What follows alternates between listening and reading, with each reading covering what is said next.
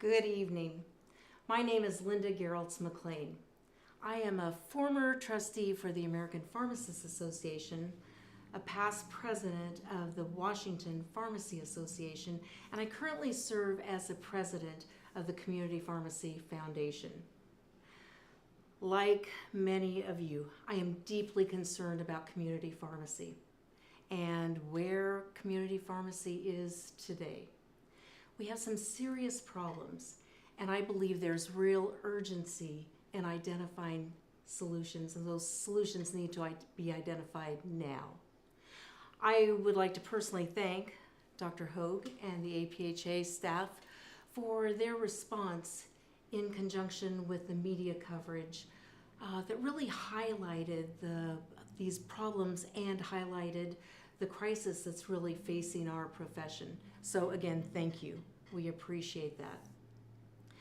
Finally, I would like to turn to you, the audience, and say that it is my honor and I am grateful to be here to be able to answer some questions and to talk a little bit about APhA and where we've been, what we're doing, what we've done in the past, and where we're going to go in the future along with our pharmacy partners. With that, I will turn to Dr. Hogue, who is going to give us some introductory remarks and get us started off as we get ready to answer your questions. As soon as he's finished, we'll get to your questions. Dr. Hogue. Thanks, Linda. I really want to thank all of you for joining tonight. I know it's a Friday evening, and that's not always the best time to be able to do these things, but we've got a really important subject that we need to talk about, and that is the situation in community pharmacy practice with staffing. Now, we're going to talk about community pharmacy practice, and when I use that terminology, I mean it very broadly. I mean community pharmacies in chain drugstores. I'm talking about community pharmacies and independent pharmacies, hospital outpatient pharmacies, even VA outpatient pharmacies. We're talking about any place where customers, consumers are coming into contact with pharmacists for provision of medications and care. We've got a problem, and it's a crisis. I want you all to know that, first of all, I'm a pharmacist. And not only am I a pharmacist, but my background is in community pharmacy practice. I owned a pharmacy early in my career, and I worked in chain drugstores for most of my career. In fact, even as an academic, I did relief pharmacy services at large chain organizations. And the very last day I worked at one of those very large chain pharmacy organizations as a relief pharmacist, I faced a situation with one clerk, one technician, and over 400 prescriptions in a day, and I didn't really know if I was going to make it through that day, to be honest. It was a very, very stressful situation for me personally. And that's been 7 years ago, and I know that sounds like an eternity, but I just want to say that I understand what you're going through. It has gotten to much more of a crisis level than it was even at that time. And I'm hearing this day in and day out. So I don't want to take up any more time talking about my background, but I want you to know that this is really important to me. And I also want to say, Linda, APhA is for every pharmacist and for all of pharmacy. And, you know, I know that there are folks who are watching tonight who are going to be asking questions. And some of you are frustrated that you've not heard from APhA, that maybe in the past you didn't feel like the association was being responsive. And I just want to say, I can't make up for the past. The past is in the past, but I can tell you this. I started in July. With my background in community pharmacy practice, this is a really important issue for our association. And I can tell you our board of trustees, our staff, we're focused on ensuring that patients have access to their pharmacist and can provide the care that they were trained to provide, no matter what the practice setting is. And we must deal with this issue, and we must deal with it now. It can't wait. So, Linda, I'd love to hear what some of the questions from our viewers are. All right. And by way of background, I wanted to let you know that we invited submissions for questions. We received quite a few. We're still receiving questions, and we will do our very best to answer everything that we can tonight. However, I know that we're not going to get to everything. We have accepted questions from anonymous submitters as well as individuals who left their names. So I'm going to let you know what question came from whom. And with that, let's go ahead and get started. Absolutely. This first question is for someone who did not identify him or herself. What actionable items will APHA be implementing to support improved working conditions?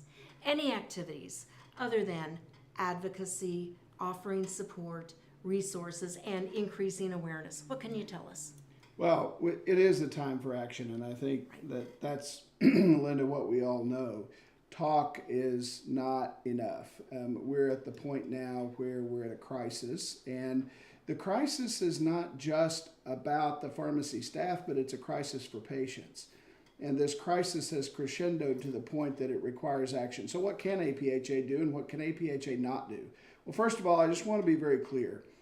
We're a professional association. We're not a collective bargaining unit. So it really isn't our role to get in between employers and their employees to negotiate terms of anything. However, we have relationships with pharmacists and we have relationships with their employers, and we can be an informed go-between to help make sure that information is shared. And we can influence based upon the direction of the profession, and we're doing that. Now, let me give you some very specific things that APHA is doing right now. One thing that we have heard through our pharmacist well-being and workforce reporting tool is that pharmacists are faced with it's hard to use the word hostile, but it's kind of true, with a very difficult consumer in today's world. Patients are frustrated. They don't like the amount of time it's taking to be able to get their prescriptions. We've heard stories of consumers doing everything from throwing things at pharmacists to yelling. In fact, daily we hear stories about this. And, we need to do more to help consumers understand that civility is necessary. We are partnering with the Canadian Pharmacists Association, because they're having the same problem we are, on a code of conduct. When you go into your doctor's office, there's a code of patient conduct that you see in the waiting room. We believe that there needs to be a code of conduct for consumers in pharmacies and in their interaction with pharmacists. And we believe that corporations need to prominently post a code of conduct so that patients understand that their behavior cannot be out of order, that it has to be in order. Now, consumers alone are not to blame for the situation that's going on in pharmacy, but that angry consumer raises the level of stress in the pharmacy, and that stress level makes things so much worse than it's necessary or than it needs to be. And so we think that that's an important role for APHA to play, is to help improve the view and understanding of consumers and to help advocate with the corporations that we've got to have some sort of a code of conduct in the pharmacies, Linda. So that's one thing we're doing. Beyond that, we're doing a number of other things as well. We'll get to those as we go through tonight. I don't want to spend all of the time parked on this question, because I know there's lots of questions, and we'll talk more about some of those things, I'm assuming, as questions come along. We will. So just two things.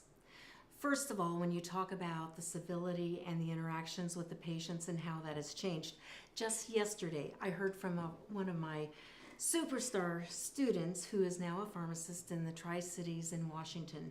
And this is a direct quote: "I am yelled at by my patients every single day." So it's just an example of what's truly out there.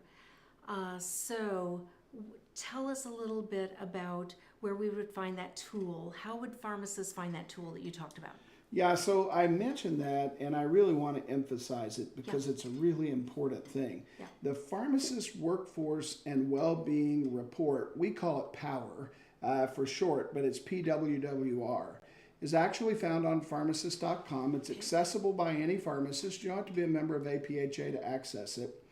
And it's a way to anonymously report things that are going on in the workplace, whether it's a staffing shortage, an unsafe situation, or you can even report good things that are going on. Hey, this is something positive that happened and how it happened and why it happened. You can report those things there.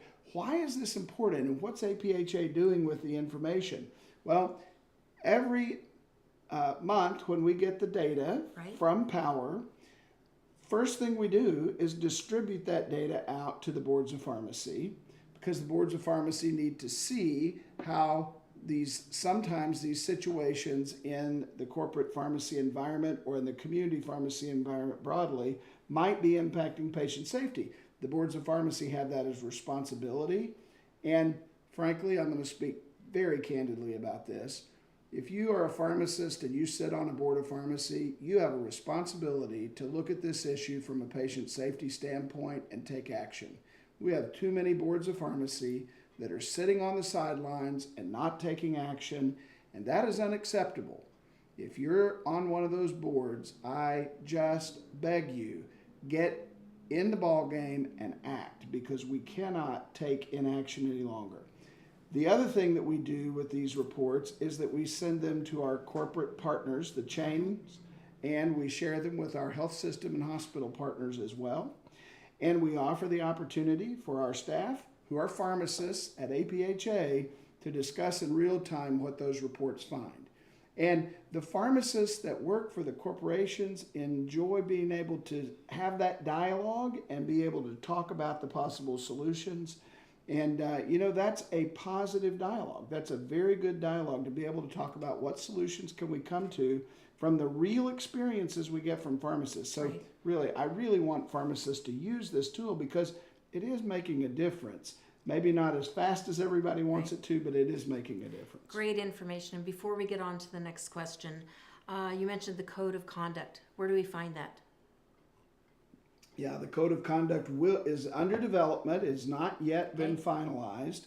It will be published at the same website, pharmacist.com, and we'll be able to find it at that point. That's great. Thank you. Yeah. And now Jana from Deming says, in light of the overwork that some pharmacists are getting, wouldn't it be advisable to advocate for an average maximum number of prescriptions or immunizations or tests that a pharmacist should process in any given 8-hour period? What do you think? Well, that's a great question. Here's my thinking about that. Let's get to the underlying issue that causes us to think we need to put a cap on or numbers associated with these things. The problem that we have, and there's multiple aspects of this, but right now in the U.S. we have a shortage of technicians. It is a pretty severe shortage across the entire health system of about 25 to 30,000 technicians on average. And a shortage of that number, as you can imagine, pretty massive. The turnover in technicians is just unreal. So pharmacy teams can operate best when they work together frequently and for long periods of time. As I think many of our viewers know, I was in Kansas City a few weeks ago visiting with pharmacists there. I visited with lots of different pharmacists in lots of different areas. And one pharmacy I visited in particular was actually staffed very well. There were 3 pharmacists there. They had 10 technicians, actually, not all on duty at the same time. I candidly asked the pharmacist, did you guys staff up because you knew I was coming, or is this normal? And they said, no, this is normal for us. We actually are fortunate to have a very good staffing situation in our pharmacy. And then I started digging a little deeper, and it turns out that those pharmacists had actually worked together in that setting for 3 years. They knew each other. They knew what their strengths were as a team. They knew where they, how they did things together. Most of the technicians in that pharmacy had been there for a while, and they were very consistent. They didn't have a lot of floaters popping in and out. It was a very stable environment. They were incredibly efficient, and they could do a lot, and they felt confident in the care that they were providing. the bottom line there is that we've gotten into an environment in many of our corporate pharmacies that the churn is just constant. And, there's not consistency sometimes in the technician hours and staffing. And so sometimes we see staffing up in the winter when vaccines are frequent. And then suddenly those technicians don't have hours, they quit because they go somewhere else to find a job in an industry where they can be supported as professionals. So we really have got to get to a place where pharmacy technicians have consistent jobs that they can count on so that we can build a career pathway for technicians. If we're going to fix the technician shortage, we've got to get in a position where technicians have jobs that they can count on at a salary that's a living wage. And, that's not just to blame for the corporate pharmacy chains. That's also for hospitals. They need to hear this too, because hospitals have underappreciated technicians as well. Lots of areas of practice have. So, and then with pharmacists, this idea that hiring pharmacists straight out of pharmacy school immediately into a floater position, why is that the norm? I mean, can we not assign a pharmacist to a store or maybe two stores? I could kind of see splitting time between two stores to make the staffing work, but leave those people in place, because pharmacists and patients need to have a relationship in order for optimal patient care to happen. And we were trained to take care of patients, not put pills from a big bottle into a little bottle. And moving people around does not allow that relationship to be able to happen. And that's what I'm concerned about. And so, it's a real culture shift in corporations, that may not have their, primary business as retail pharmacy, or maybe, that's a secondary business, or it's an important business line. It just depends on the corporation as to where pharmacy fits in all of this. But we have to make sure that we have stable teams working together so that they have regular contact with their patients, so that we can have a covenantal relationship with our patient. Right now, the problem is we have transactional relationships with our patients. And when my relationship with you is transactional, okay, I don't care how I treat you and you don't care how you treat me. It doesn't matter. It's just transactional. Covenantal relationships mean I'm invested in you and I'm invested in your life and I'm invested in your care. That's what community pharmacy is supposed to all be about. And we've got to change community pharmacy practice so that that occurs. We're a long way from it today, but we've got to get to that. We absolutely have to. And we can get there. I'm so glad that you brought that up, because it's that transactional encounter that is not nearly as meaningful or part of the patient care process.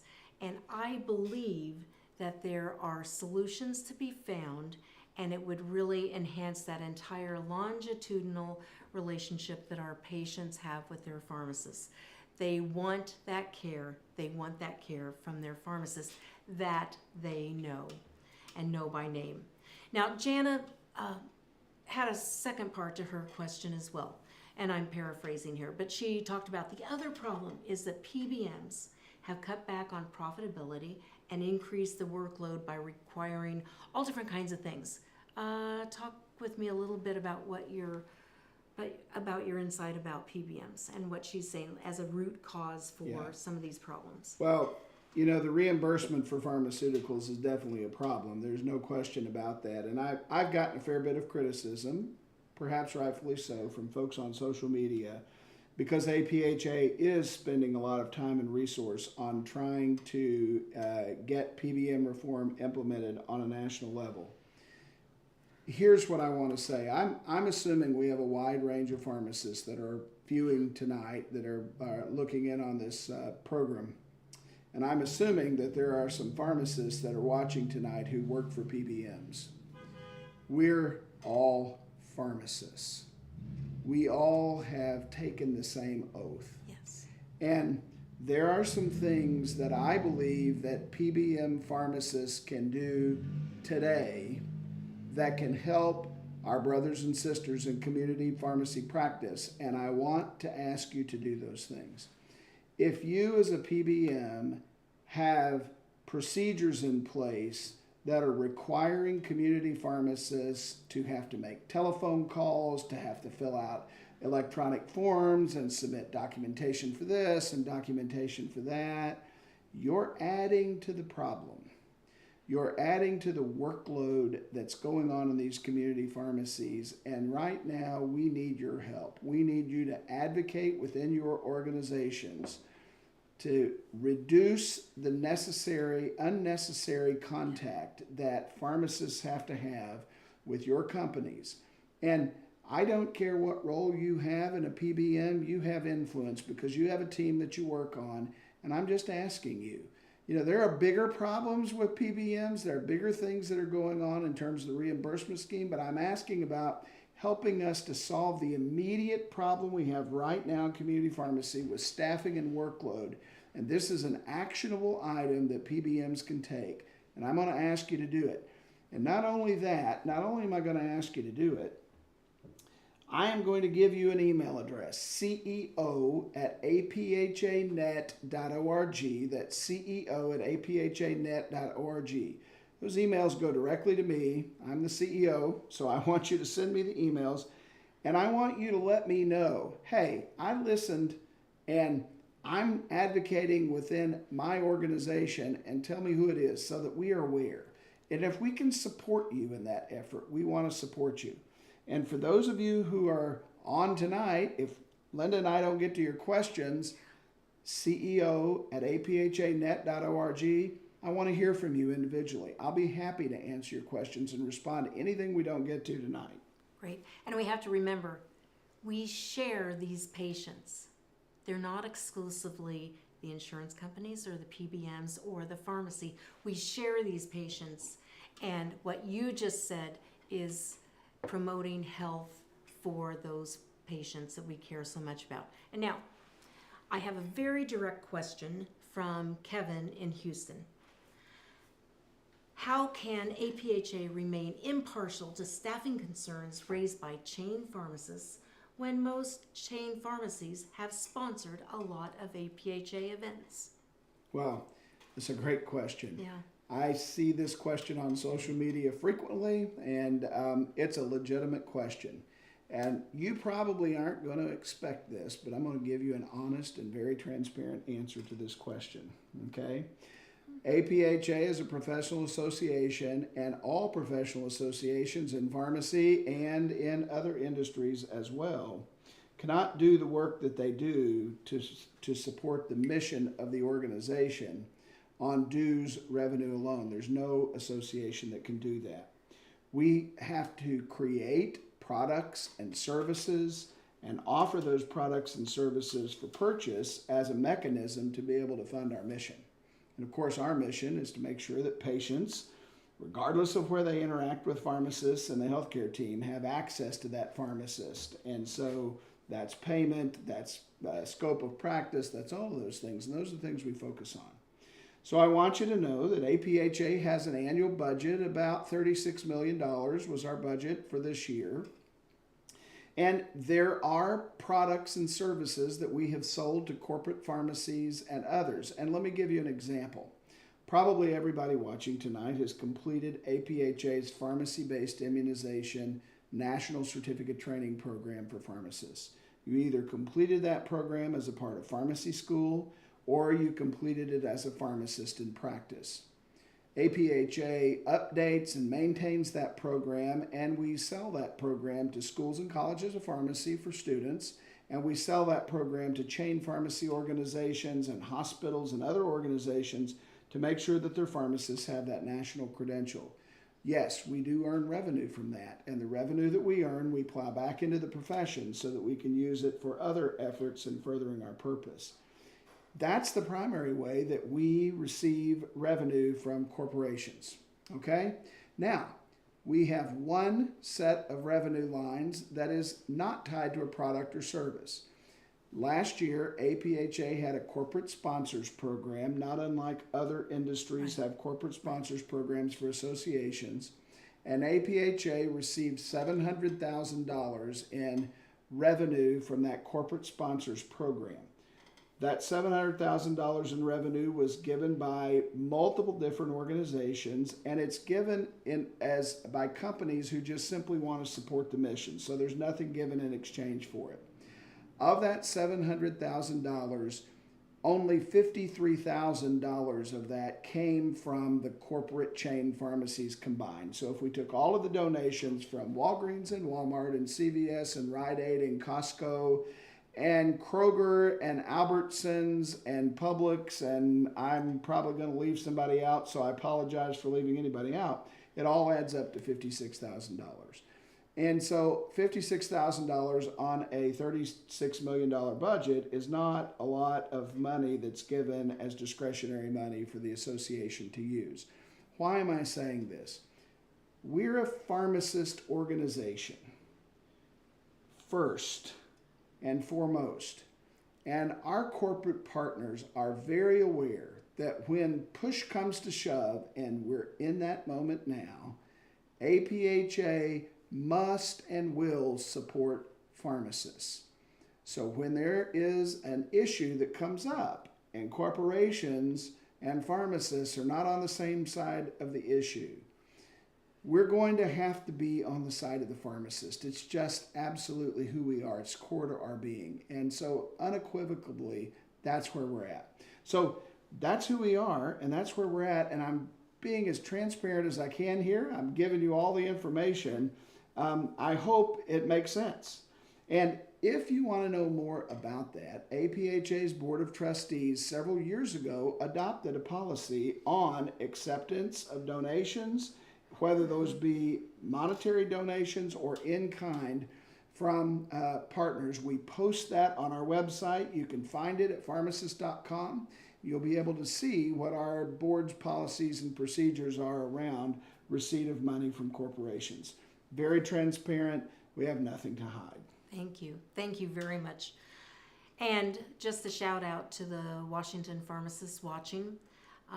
When APHA started the immunization training program, Washington State Pharmacy Association worked directly with APHA because we had actually tested that model. So it continues on and it's become very, very successful. And now, another direct question from John in Chelmsford.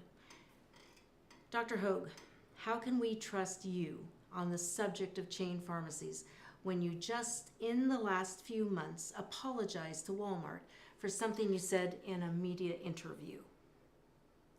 Good question. I've gotten that criticism too online quite a bit. So let me explain what happened. That's an interesting situation, and I think it deserves some real explanation. A reporter from Reuters contacted me in our office and wanted to do an interview about the situation that was going on in chain pharmacies, staffing and so forth. And they wanted to talk about that very broadly. Generally speaking, when reporters call APHA and they ask us to comment about specific employer-employee relations that are specific to a company, we don't comment on that, generally speaking, because we don't want to get in the middle of the corporate issues that are going on. We're fighting those, but we're fighting those in a different way, not in the media. The media likes to use sound bites and sound bits, and you don't get the whole story, and then that creates further conflict that's unnecessary. So that's our practice. So I was being interviewed on a broad-based story, and a few days later, there was a headline that was written by a reporter from Reuters that was about Walmart and a change that Walmart was making in the pay structure and the hours for their pharmacists. And I was quoted in that story. And the quote, the words that I said were absolutely what I said to the reporter, taken out of context related to the story that was ultimately written. And the problem is that there were factual errors in that story. So not things that I said, but there were things in that story that were factually incorrect. And the problem and the thing that APHA had to apologize about is that, as many of you know, we have a publication called Pharmacy Today. And we publish a Pharmacy Today daily newsletter that comes out in email. And in the next day's email from Pharmacy Today, we contract out with an outside organization to administer that. And what that organization does is they scour the consumer news media from the day before, and they summarize all the things that are directly related to pharmacy or would be of interest to a pharmacist, so you don't have to go looking for it in all of the newspapers. Well, they took that article that we knew was factually incorrect, that had false information in it, and APHA unfortunately reprinted an article that we knew was false. And that was wrong. That was a mistake on our part. We should not have reprinted an article in our publication that had factual inaccuracies in it. So after I contacted the corporate folks at Walmart, I offered to write a letter of an apology to their pharmacist because I was creating strife within their organization due to falsely printing something that we knew was false in the first place. I actually made the problem worse instead of better, and I owed them an apology. And they graciously accepted my offer for an apology for printing that, and we have now put processes and procedures in place at APHA so that hopefully that doesn't happen again. So that's the situation. That's what happened. I was not apologizing for what I said. I was apologizing for the situation that we just amplified a false story, and we shouldn't have done that. Great. That was very clear. Thank you. And now I have a question from an anonymous submitter, and I'm paraphrasing here. How can APHA ensure that all pharmacy workplaces can provide adequate resources, solutions, and activities to improve mental health of employees and not induce stress? This person references your email after the meeting with Kansas pharmacists that there is a disparity in working conditions where some environments have a negative impact on mental health and some don't. Can you address that? Yeah, I mean, I have to tell you, this is the part of this whole discussion that it's the most difficult part to talk about. Yeah. The suicide rate among pharmacists is almost double the rate of the general population. The stress-induced illness that's occurring in our profession, I just have to be honest, it's breaking my heart. The stories of severe anxiety, insomnia, depression. I mean, folks, this is a very, very serious issue. And it has to be resolved. I know everybody's frustrated, but my goodness, when you have pharmacists who have to support their team members because they're at the point of a nervous breakdown, that is just unfathomable, absolutely unfathomable. And I want to actually give a compliment to our colleagues at CVS and Walgreens, and I know you guys don't want to hear me give compliments. I hear that. I get that blowback all the time on social media. But listen, when the corporations do something that's headed in the right direction, we need to tell them that they're doing the right thing so they'll know we're on the right track. And I was very impressed in my conversations I've had recently with those two corporations, and I'm sure the others are having the same conversations, that they're really concerned about this mental health issue too. And they're looking into how they can expand the mental health resources they have available to their employees, and that's great. APHA has a tool called the Wellbeing Index. If you're not familiar with this is an app that we partner with the Mayo Clinic on that you can download to your cell phone. You can access it on our website at pharmacist.com and click on the link and download it to your cell phone, or you can go to the App Store and pick it up. It's free. Don't have to be a member of APHA to access it. And in about 3 minutes, you can answer a few questions, and it gives you an assessment of your current mental health in the areas where you may be having issues that you didn't even realize you had. And then it links you to resources that you can use to be able to think through and address some of those things. And so I think this tool is, and great part about it is from month to month you can kind of track your mental health.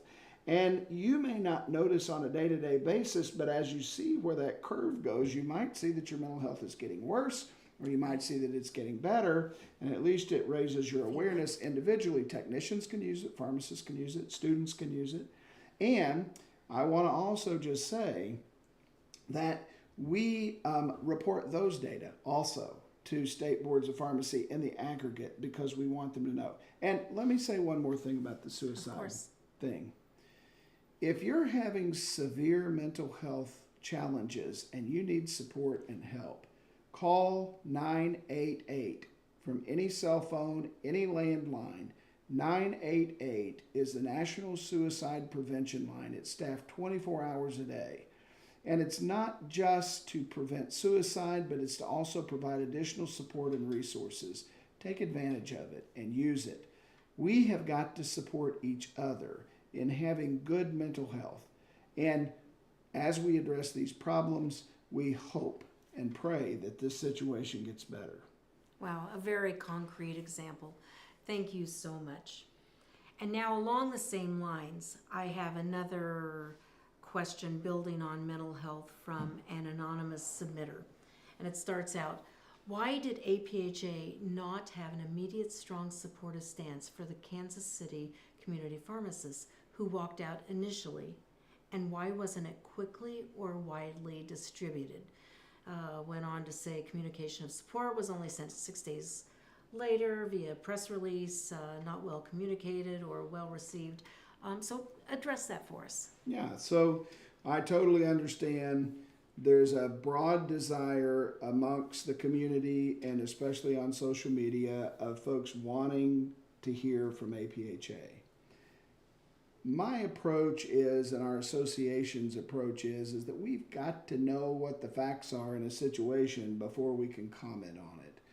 The Kansas City situation was evolving very rapidly, Yes. and I didn't know all of the facts. I mean, we saw things posted on social media, but you all know as well as I do that not everything you read on social media is entirely accurate. Yeah. Sometimes there's things that are sensationalized, and sometimes there are things that are just flatly false.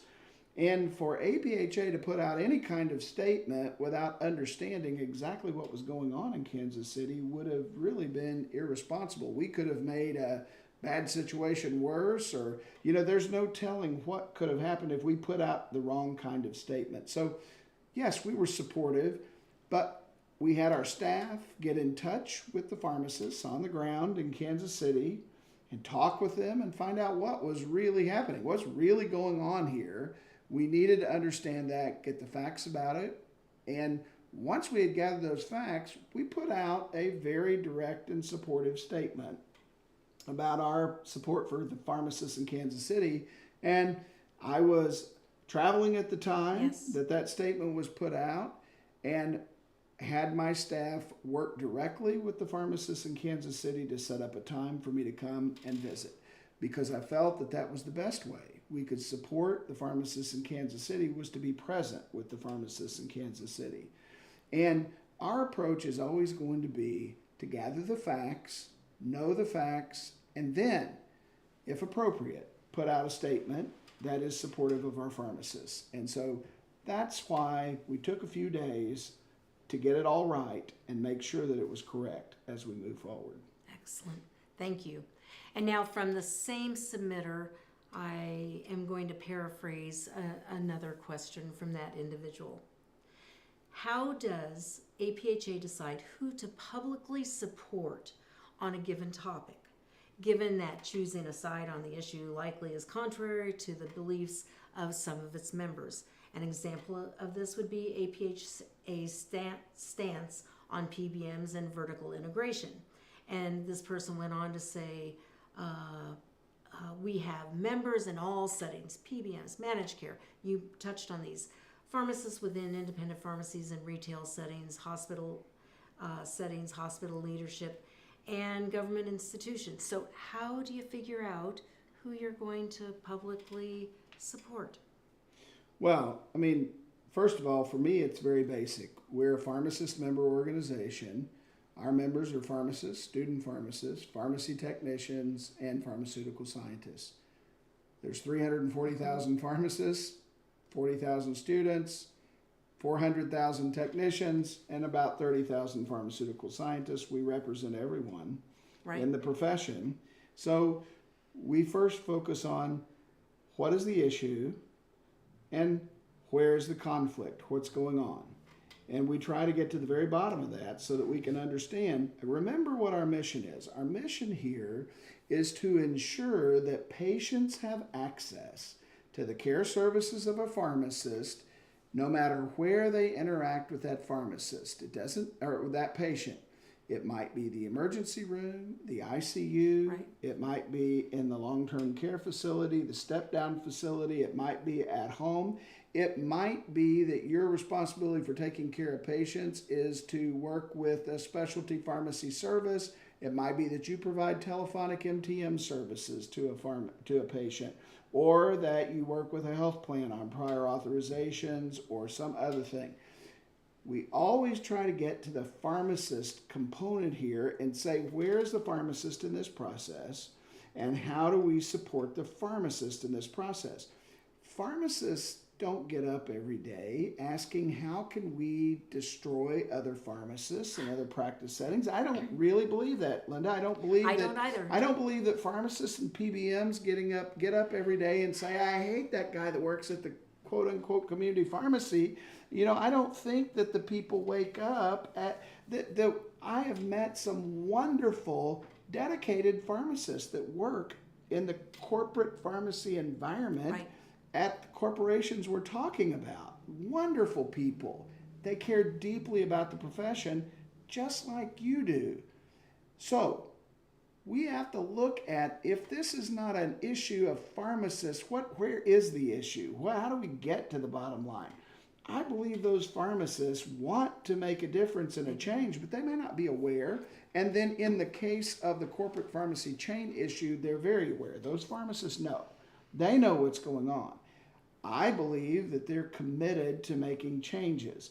And, you know, again, there was a nice letter that went from Prem Shah at CVS to the pharmacists at CVS talking about specific actions CVS is implementing to be able to improve the working conditions in their pharmacies. I think that was a very smart and good move, and I'm looking forward to seeing now over the next several weeks how that action is implemented. That's positive change. Prem's a pharmacist, and I genuinely believe that he desires to see that be better. Walgreens has made a decision corporately that they intend for metrics to not be used in the performance measurements of their pharmacists. And I genuinely believe that the pharmacists at corporate who made that determination and made that decision sincerely are trying. That's a principle that APhA holds, is that we should not be using metrics to measure the care of a pharmacist that they're providing. But I've heard some really terrible stories in the last 7 days about pharmacists on the front lines who are having district pharmacy managers send them emails and notes saying, we need to get 20 more vaccines today, or we're not going to meet the goals that we have for this week, or you've got to provide your drug utilization review, and if you don't do it in X number of seconds or in a minute or something, you're not gonna, you're not meeting the quotas. That's not what the top level folks are saying. So somewhere there's a breakdown in communication that's happening at the district level, and the district level folks are not communicating correctly with the folks at the store level. And so what we have here is a communication problem. And I believe the heart is in the right place, the intention's in the right place, and now We've got to get that down to the practice level so that we can actually improve the situation in real time right on the ground. And that's what I'm hoping continuing these conversations will do, that we'll just continue to talk about it, get the communication out there, and with time, I think we will fix this problem. And what you've talked about are actions that can be a first step. And we'll talk about this a little bit more later. But it's important to think about what the overall goal is, and that is to transform community pharmacy practice in order to create a work environment where everyone works together so that pharmacists are truly caring for patients. And it's not that tactical one-on-one, one-off encounter with the patient, Right. but it's truly longitudinal. And we'll talk about some of the opportunities out there to see models that work.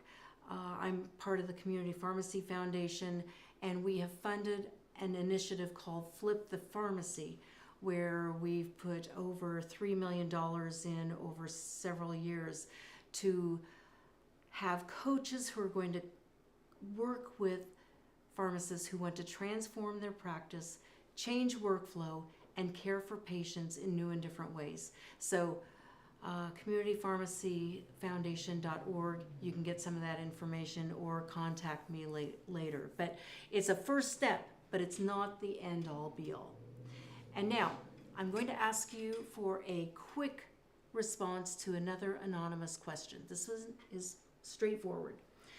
Will it take a certain number of pharmacy employees to cross a threshold to prove that there are work-related stresses?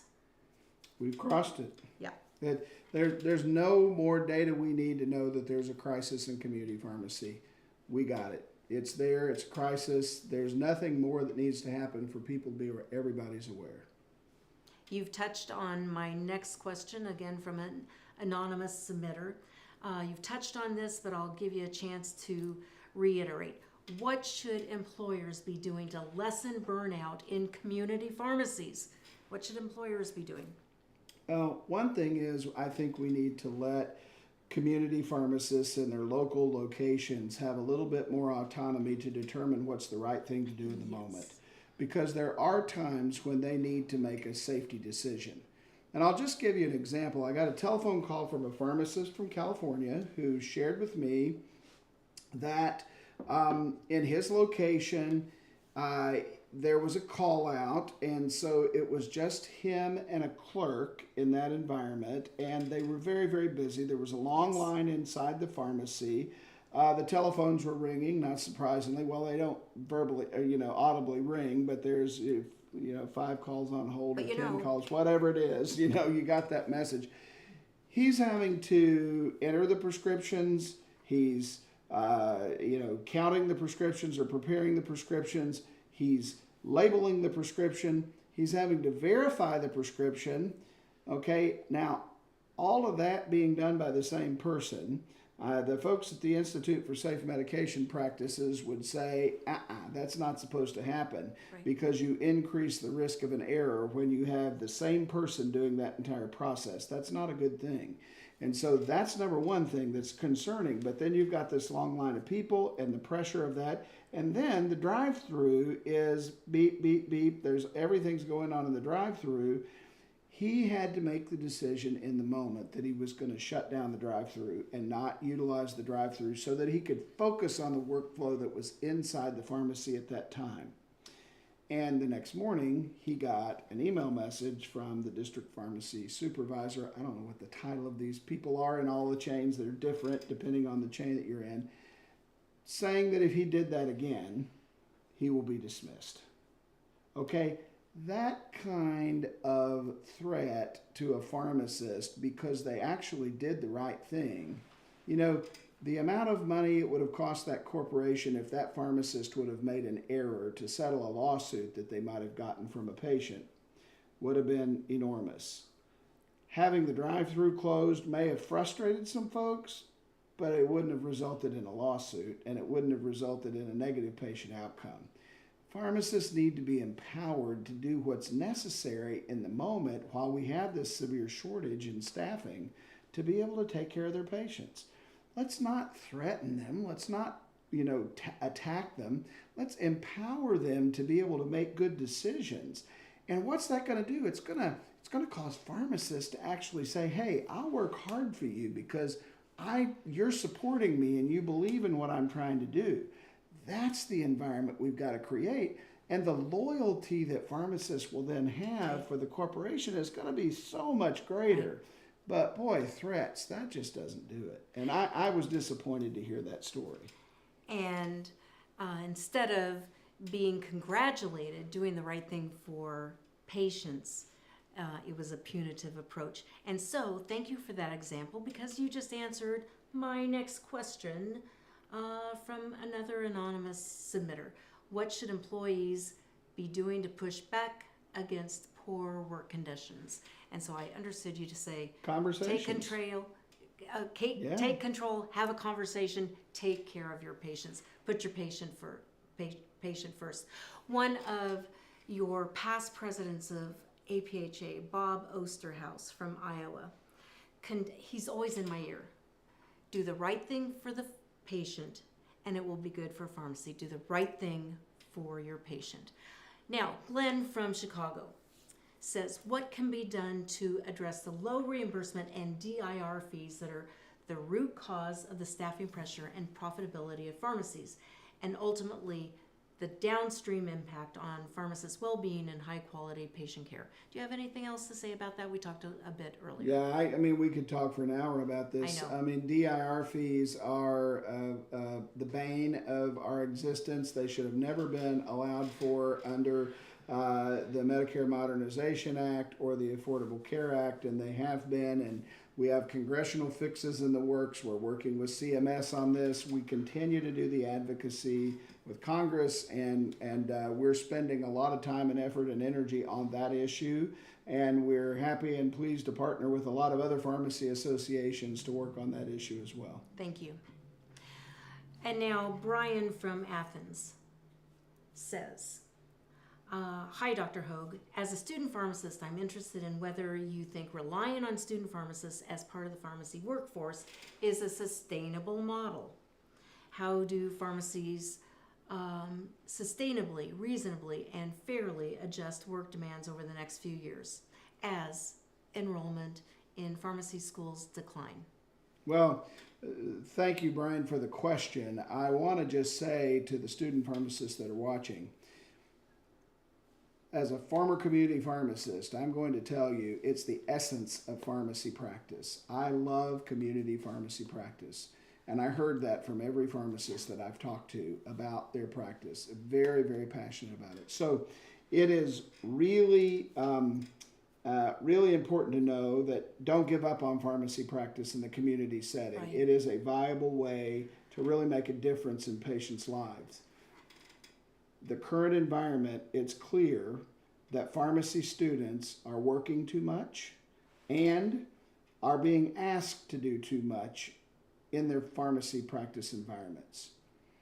For example, I've heard, and I'm going to call names, Kaiser, and the students that work for Kaiser in Southern California have complained that they're asked to work way too many hours, and that when they need a day off to be able to prepare for an exam, they're told no, they can't have a day off. And they need those jobs. Yeah, and so they are forced then to stay up long hours, and that's not good. That's not a good thing. Why is it not? We know it's not a good thing, and it's impacting individuals' ability to be licensed because Right. the NAPLEX pass rates, according to NABP, have dropped now to below 80%.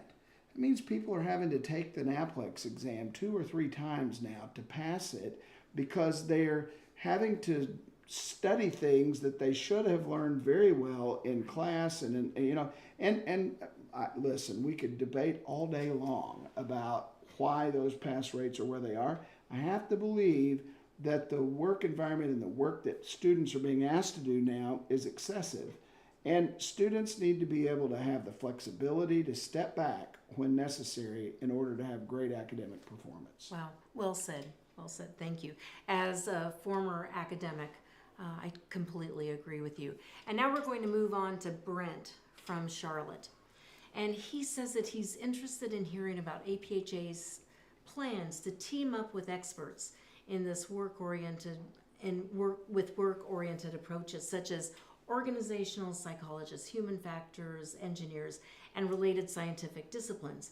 How does APHA envision collaborating with experts like these to enhance pharmacists' workplace well-being through strategies like work design, transform the workplace? Go. Yes. Well, APHA and the Academy of Pharmaceutical Research and Science is engaging actively our scientists in this kind of work. We're working very actively, for example, with the University of Pittsburgh on projects to map where pharmacy closures are impacting access to care in the communities that they serve. And our APHA Foundation is engaging in projects in order to look at this from a research perspective. So this is very important. If you are a researcher interested in partnering with APHA on workplace related research to support the changes that need to happen in practice, just send us an email at ceo@aphanet.org and I'll connect you with the members of our staff who can help plug you into that. That's excellent. Thank you. And now we'll move on to another anonymous submission.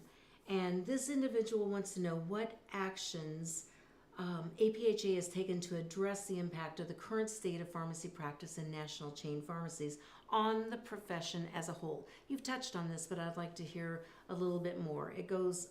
This person goes on to say, the news outlets, social media, etc., repeatedly display chain practice as dangerous for patients and intolerable for the people who work there. Community pharmacy practice is the face of our profession, and I totally agree. What can we, as an organization, do to improve our profession's reputation and reinvigorate the interest in our profession, which we know and love? Yeah. Well, this is the problem.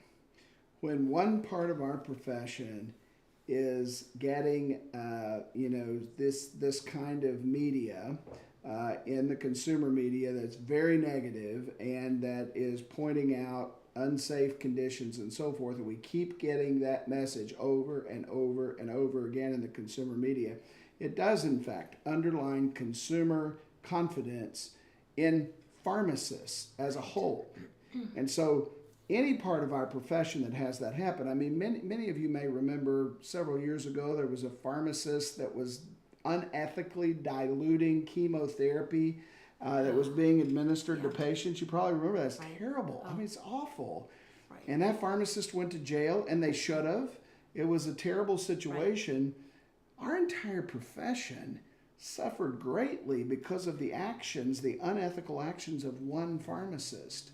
The same thing happened, if you remember, in the compounding case in the Northeast, where pharmacists were not engaged in compounding. They were doing manufacturing illegally, and they went to jail, and they should have. Patients were harmed. That should not have happened. Right. That was a very terrible situation. Our entire profession was harmed by that news story and that news cycle. That's correct. We now have the situation where chain pharmacy organizations have failed to invest in the staffing of the pharmacies over a very long period of time, and now we're in a crisis.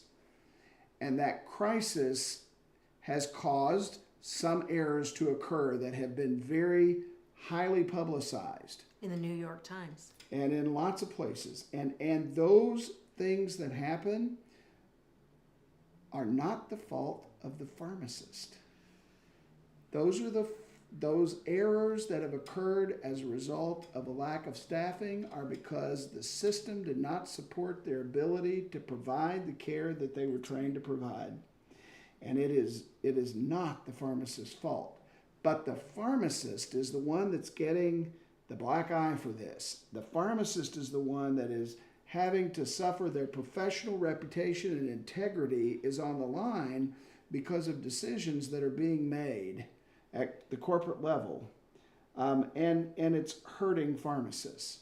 And so Our profession has got to take control of our practice. We've got to take control of the profession of pharmacy, and we've got to get back to the fundamentals that we were all founded on. And we've got to get back to that. But staffing is creating a problem. It's a reality. It's a problem.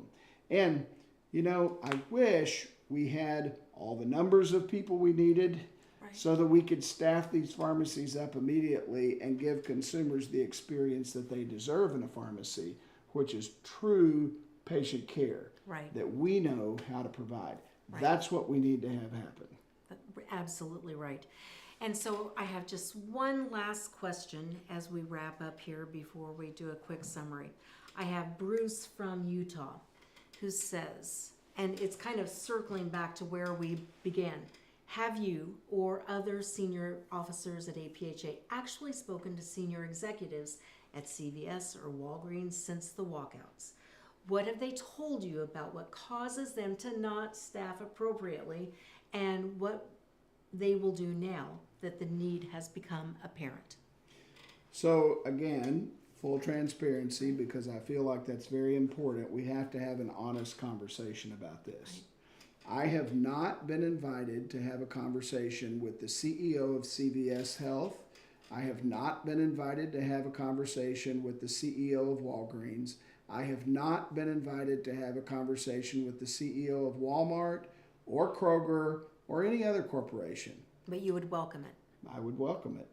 But however, I have had conversations with the leading pharmacists who oversee the teams on the pharmacy side of the business. And as I said before, the pharmacists have a desire to solve this problem.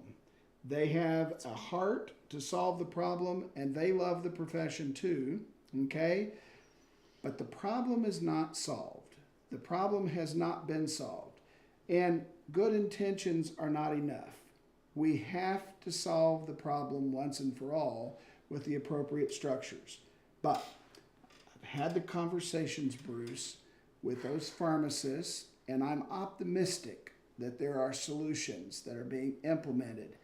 They can't happen fast enough, but we're going to continue to have those conversations, and we're going to continue to work on these national issues together. We still have to continue to work on PBM reform. We all agree on that.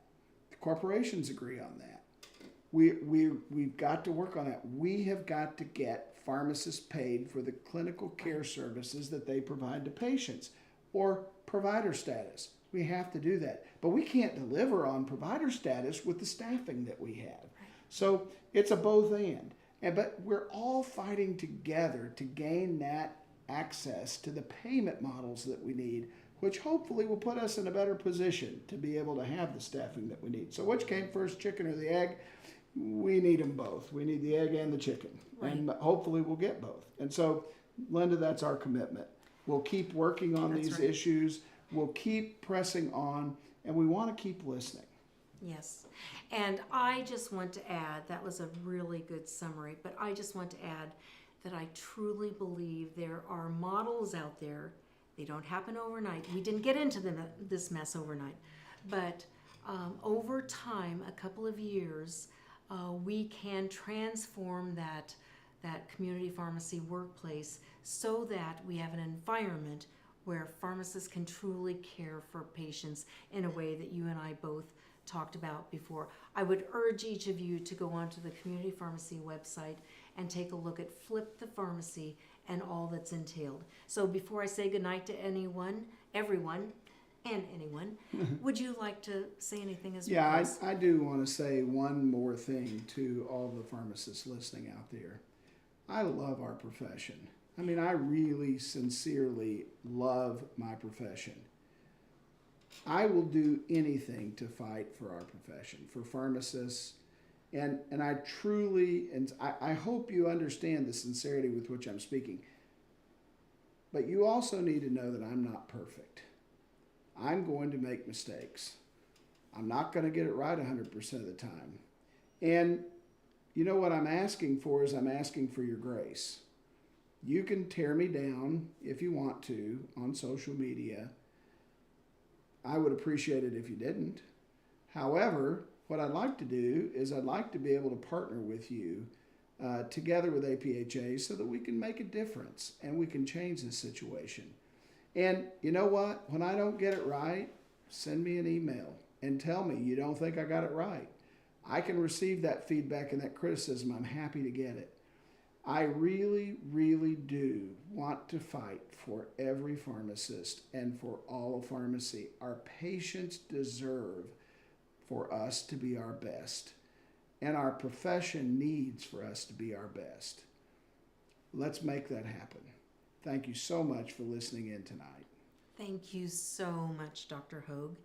And to our audience, thank you for your submissions. Thank you for your time and attention. And thank you for everything that you're doing for your patients day in and day out. And now we will both bid you good night. Good night.